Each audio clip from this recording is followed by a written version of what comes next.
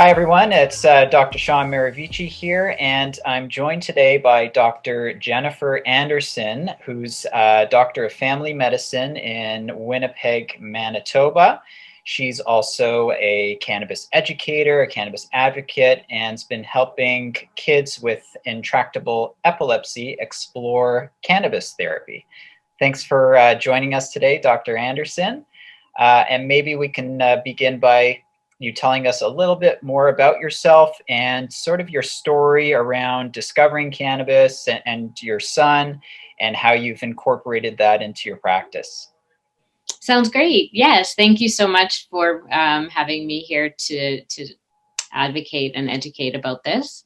My story is that I graduated from University of Manitoba Family Medicine in early 2014. I have twin boys. One of them has cerebral palsy, intractable epilepsy, and G-tube nonverbal, all that kind of stuff. Had them in my residency. At about 3 years old, before that, we thought he was seizing, but at about 3 years old, he was diagnosed with specifically electrical status epilepsy in sleep. And he just started having more and more different types of seizures. I started a family medicine practice at the time, and was working full time in family practice, doing hospital work and emergency as a single mom. And so what I ended up having to do, as Nicholas was seizing and seizing and seizing, he was at Children's probably 80% of the time. I had to quit my practice, and I just worked just some shift work in the emergency, and basically would be going from Children's to emergency back to Children's. And I work in a rural community about 45 minutes from Winnipeg. And so that was about an hour drive each way, and the nurses would kind of say hi, goodbye. So over the course of 2015, 2016, his seizures became so frequent that he was seizing 2-3 times an hour. We were in hospital 90% of the time. He was aspirating because he would have vomiting seizures, and he was on multiple anti-epileptics. One of them caused a lot of bone marrow suppression, so we had to stop that one. At the end of the day, we were going in by ambulance because we had a care plan where we could administer lorazepam after 5 minutes, but if he kept seizing, we'd have to give him more. So we were going into hospital once or twice a week, being loaded with whatever and sent home. He ended up in ICU in August of 2016, and he was there unresponsive. Personally, I think he was probably seizing the whole time. He wasn't sedated. And at that time, respiratory wise, he was on BiPAP because his lungs had been so affected by all his aspirations. He was sent home, and basically, the normal seizures were 2-3 times an hour. He was waking up seizing at night, lots of different types of seizures. And they basically said, there's nothing we can do, can keep loading him with things, but, do you want him resuscitated? Because we're getting to that point. And so my neurologist, she'd heard of CBD, but in 2016, it wasn't as popular. No one in my community would talk about it. I reached out to the head of, Peds Oncology and Peds Palliative, who were kind of friends of friends, who, I thought might help.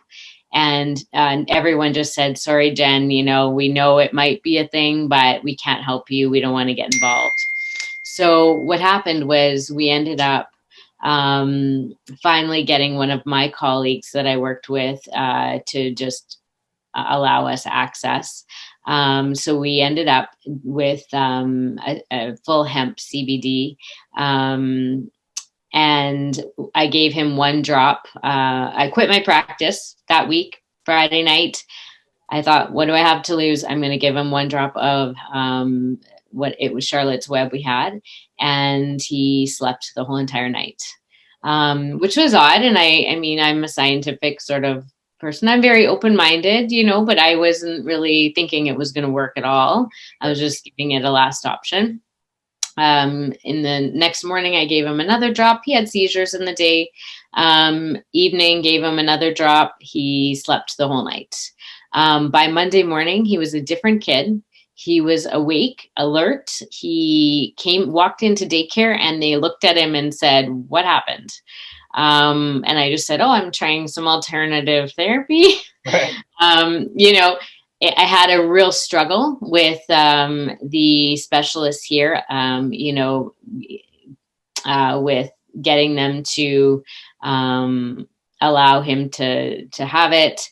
I did have a colleague that was helping me at the time. Within 2 weeks, his seizures had decreased to the point where they just weren't a thing. Maybe 1 or 2 a day, and also just sleeping every night. And I think the sleep and not seizing all night when he was asleep was actually creating, letting him grow and develop. And he was being able to start eating again and do things that he had been losing, like walking and eating and things like that. So that's sort of how it all started. 2017 spring, I got approached by a clinic here, a cannabis clinic, who, had a lot of parents like me who were there begging because their kids were seizing and nobody was allowing them access to anything. And my initial response was, no, I'm not going to. I said, I'm not going to be the pot doc for kids. But as I thought about it, the difficulty in being a physician and actually getting access, I just couldn't imagine how any of these parents were supposed to do it. Mm-hmm. And, with the dramatic difference it made in my own child's life, we dropped our hospital visits by about 50% the first year, 50% the second year. Now we haven't even been to a hospital in 2.5 years. Wow. So all of this has, resulted in me starting to see a lot of kids with epilepsy. Right now, it has to be if they've failed everything. I have a practice of mental health patients that I co-follow with a pediatric psychiatrist. I also now work with neurology. Some of the neurologists now here, and I've just done it through a consult base. So these physicians are becoming very comfortable with my practice, and personally as well as professionally. And I've been able to work with kids with autism, kids with lots of metabolic issues, palliative kids with things like glioblastoma, which I've seen life extension with, and increased quality of life. So, currently, I do run a pediatric cannabis practice that's a consult-based practice once a week. I do a lot of advocacy and education. I just met with one of our politicians to try to change some policy regarding cannabis in schools. So we're going to be rewriting some of the policy that prohibits cannabis at all in schools, because we've already developed policies for this and the schools are already using them. So we're going to propose changes and hopefully that will be accepted. Awesome. And yeah, I could just keep talking, but so is that policy going to be provincial based, or will that be sort of national policy? So I'm connected with a working group, a cannabis education working group across Canada that consists of advocates, nurses, and physicians that work in each province. And to my knowledge, and in talking with them, nothing exists in those provinces that we can find. And It's hard to find these things. So I think what we're doing in Manitoba is we are trailblazing and we are creating it. And the hope is that if we can create it here in Manitoba, that can be a template for other provinces. Amazing. I'm just curious. Tell me, so I mean, it must have been so hard for you to source out that CBD initially. And so you got the Charlotte's Web from, is that the Stanley brothers It who did is. that? Right. So how did you get that? How did that whole process go? So it was complicated. As you know, it's from the States. In 2016, 2015, laws were very gray. Nobody knew what anything was. It's a hemp product. Mhm. So it was being brought in as a hemp product, not under the Cannabis Act. So I ended up being able to access it. And then after that, though, after I had started it, I had to figure out how to get it because, of course, then we realized, oh my gosh, you can't just go buy this and you can't ship it over the border. Right. So what's happened is I've connected with a group called Kyla's Quest in Summerland, and they have a little girl named Kyla. And they work with the Stanley brothers, and they worked to create an exemption with Health Canada Mm. so that kids can access Charlotte's Web, mainly if they're failing other options, or I guess they're already on it. Right. And so a physician that's going to follow the child can fill out this whole government form saying, what their diagnosis is, and everything that's needed, and apply for exemption for you to bring it across the border. So these are 1-year exemptions, and then you have to reapply every year. Right. So there's lots of logistics in that. I've had one little wrong thing in the paperwork and the border will actually destroy your product. Yeah. So, and that happened to me in September. Yeah. My son is on Charlotte's Web still because there's something in it that helps him. Mm-hmm. And other products in Canada that I have tried to switch him to for ease of use just haven't done the same, had the same effect. Oh. So yeah, but I do work only really with Canadian products with kids because I don't want them to, unless they've failed everything, I don't want them to go through the problems that I've gone through. Sure. Okay, that's really interesting. That was sort of going to be my next question is, have you transitioned to like a Canadian product or not? And so I'm also curious, are you then kind of recommending kid or moms and kids and patients go through certain licensed producers, or is it like using the Epidiolex and like sort of the pharmaceutical grade stuff? Epidiolex, yeah, sorry, that's what I pronounced wrong. So there's that one, and then, but I know like certain licensed producers like Tilray have their own sort of formulation that I know Sick Kids was working with. So I'm just curious, like in terms of your preferred recommendation and way that parents sort of access this stuff, what are you sort of guiding them towards?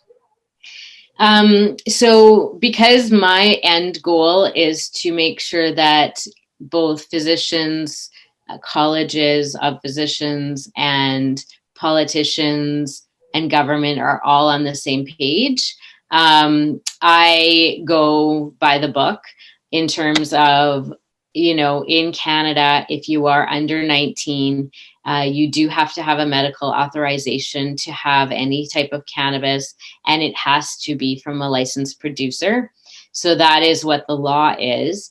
I definitely believe that there are products out there that work really well. And, I sort of work with a lot of these families, and I just focus on sort of where we have to be legally.